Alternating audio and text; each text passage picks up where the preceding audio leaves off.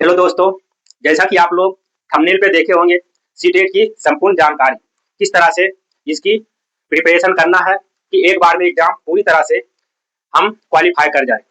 इस तरह से इसकी सिलेबस क्या होगा, इसकी क्या-क्या हम इसमें एग्जाम पैटर्न कैसा रहेगा और इसमें क्वालिफिकेशन क्या चाहिए और इसकी किस तरह से हम रणनीति बनाकर अध्ययन करें कि हमारा क्या है सिलेबस क्वालिफाई हो जाए। इस तरह से हम देखते हैं सबसे पहले इसका सिलेबस क्या होगा कि इसके मतलब संपूर्ण सिलेबस को समझेंगे और देखेंगे।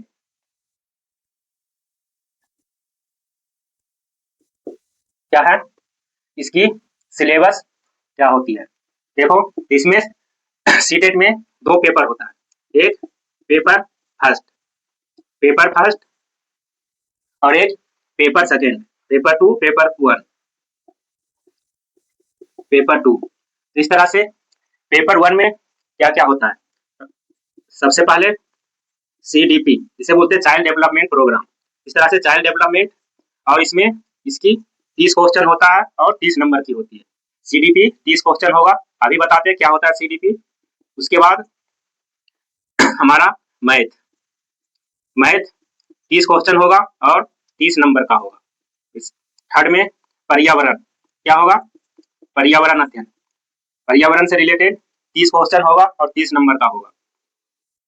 उसके बाद भाषा क्या होगा, भाषा वन, ये भी 30 नंबर का सेकेंड होगा, ये भी 30 नंबर का होगा। इस तरह से भाषा फर्स्ट में हिंदी, भाषा सेकेंड में इंग्लिश, उर्दू, फारसी कुछ भी जो है वो लेना है। इस तरह से टोटल हमारा 150 नंबर का पेपर आएगा। क्या आएगा, 150 नंबर का पेपर होगा, 150 क्वेश्चन होगा। आगे इसमें देखते हैं पेपर टू, इसमें क्या क्या होता है। इसमें भी CDP 30 नंबर का होता है। उसके बाद जिसका क्या है मैथ है, मैथ और साइंस, मैथ और साइंस मिलाकर, और एक उसके बाद SST, क्या है SST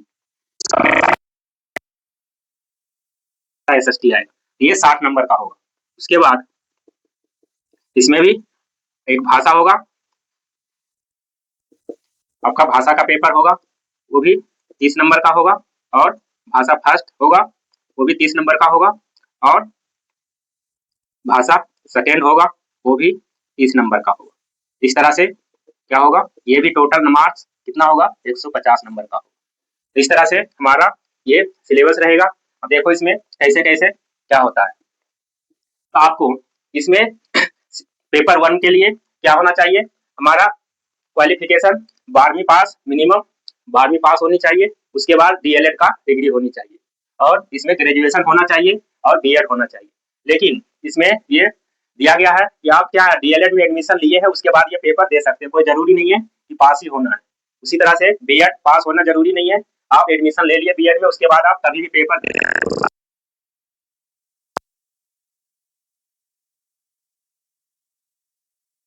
इसमें पासिंग मार्क्स जनरल कैटेगरी के लिए 90 नंबर होता है, और टाइम 2 घंटा और 30 मिनट। कितना टाइम रहेगा, 2 घंटा 30 मिनट आपका टाइम रहेगा। और इसमें OBC जो कैटेगरी वाले हैं उसके 82.5 नंबर लाना होगा, 82.5 नंबर OBC के लिए। और आपका टाइम दोनों का मतलब सेम है, paper one paper two same यही कैटेगरी है। कितना है, 90 नंबर जनरल कैटेगरी के लिए और 82 नंबर OBC कैटेगरी, ये पासिंग मार्क्स है। अब इसमें क्या है, 2.5 घंटे के अंदर हमें 150 क्वेश्चन सोल्व करना है। अब इसकी रणनीति हम किस तरह से बनाएंगे आगे, और देखते हैं। इसमें 150 का 150 क्वेश्चन क्या अटेम्प्ट लेंगे, क्योंकि इसमें क्या होता है, नो निगेटिव मार्किंग। क्या होता है, निगेटिव मार्किंग नहीं होती है, कोई भी निगेटिव मार्क्स इसमें नहीं दिया जाता है, इसलिए टोटल अटेम्प्ट करना है। आगे देखते हैं और इसमें क्या है, तो बहुत ही इंपॉर्टेंट देखते हैं जो किस तरह से एग्जाम को एक बार में बिल्कुल क्वालिफाई करना है। अब इसका देखते हैं, पास 3 ट्रिक। देखो कौन सा ऐसा 3 ट्रिक है जिससे सीटेट एक बार में बिल्कुल बेहतरीन तरीके से क्वालिफाई हो जाएगा। तो इस तरह से बेहतरीन 3 सीक्रेट क्या है, पहला जो है, पहला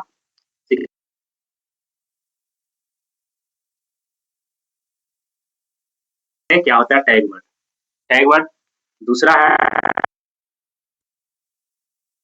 बाय क्यू, लगा के जाना है, प्रीवियस ईयर क्वेश्चन लगाना है। इस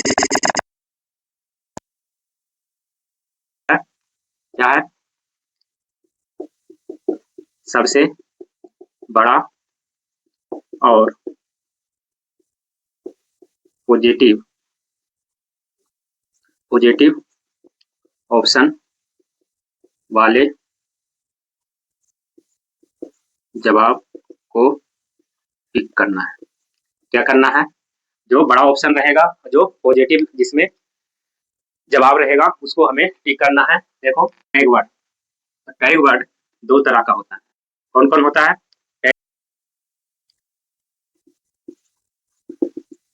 पॉजिटिव, एक होता है पॉजिटिव टैग वर्ड, एक होता है निगेटिव टैग वर्ड। कौन कौन होता है, पॉजिटिव और निगेटिव। देखते हैं पॉजिटिव टैग वर्ड क्या होता है। पॉजिटिव वर्ड क्या क्या है, जैसे देखो पॉजिटिव वर्ड सकारात्मक, क्या है, सकारात्मक। पॉजिटिव वर्ड क्या है, सकारात्मक। प्रोत्साहन, क्या है, प्रोत्साहन, प्रोत्साहन, सकारात्मक प्रोत्साहन हो गया। और है देखो सक्रिय, सक्रिय, इस तरह से देखो क्या है, खोज, चर्चा, इस तरह से वर्ड है। देखो समाधान, रचनात्मक,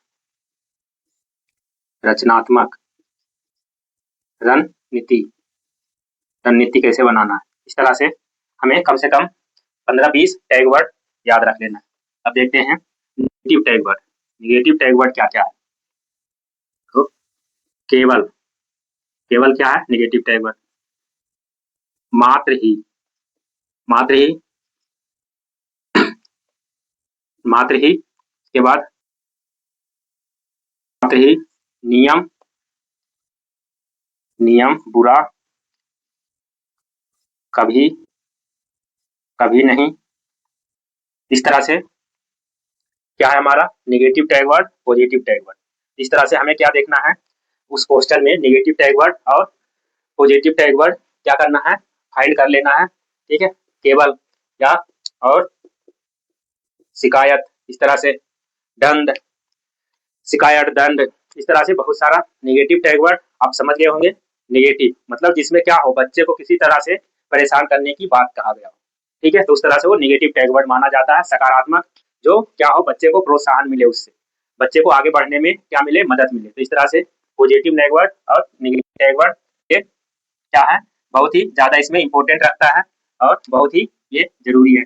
उसके बाद 5 ईयर मतलब इसमें हमें क्या करना है, कम से कम 5 ईयर, 5 ईयर का क्या करना है, प्रीवियस ईयर क्वेश्चन क्या करना है, बनाकर जाना है।